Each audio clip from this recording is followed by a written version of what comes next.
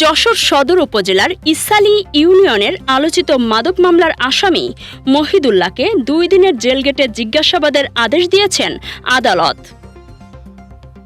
এর আগে র্যাবের অভিযানে তার বেকারি থেকে 29 বোতল উইনকোরেক্স উদ্ধার করা হয়।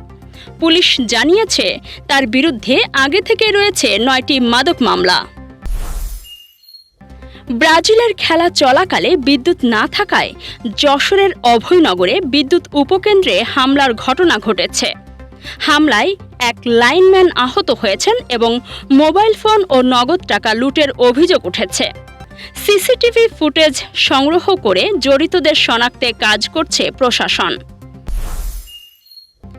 যশোরের বসুন্দিয়া ইউনিয়নে বিএনপি কার্যালয়ে হামলা ও ভাঙচুর মামলায় 2 জনকে আটক করেছে কোতোয়ালি থানা পুলিশ। আদালতে হাজির করা হলে তাদের কারাগারে পাঠানোর নির্দেশ দেন বিচারক। গত 24 ঘণ্টায় যশোরে নতুন করে 7 জন ডেঙ্গু রোগী শনাক্ত হয়েছেন। একই সময়ে সুস্থ হয়ে হাসপাতাল ছেড়েছেন 6 জন। বর্তমানে জেলার বিভিন্ন হাসপাতালে 9 জন চিকিৎসাধীন রয়েছেন।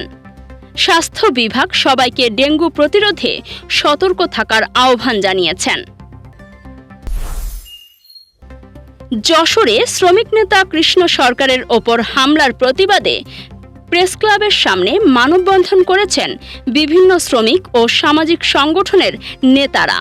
তারা হামলার ঘটনায় অভিযুক্ত রাজুকে দ্রুত গ্রেফতার ও দৃষ্টান্তমূলক শাস্তির দাবি জানিয়েছেন। কাজী সাইমা, রাতদিন নিউজ। নির্ভুল রোগ নির্ণয় সঠিক চিকিৎসার প্রথম ধাপ, আর এই নিশ্চিত স্বাস্থ্যসেবার জন্য কুইন্স হসপিটাল কেন আপনার প্রথম পছন্দ হবে।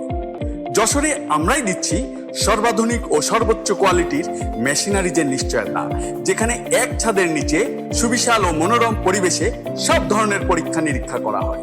আপনার ও আপনার পরিবারের সুস্বাস্থ্য নিশ্চিতে কুইন্স হসপিটাল আছে সবসময় আপনারই পাশে।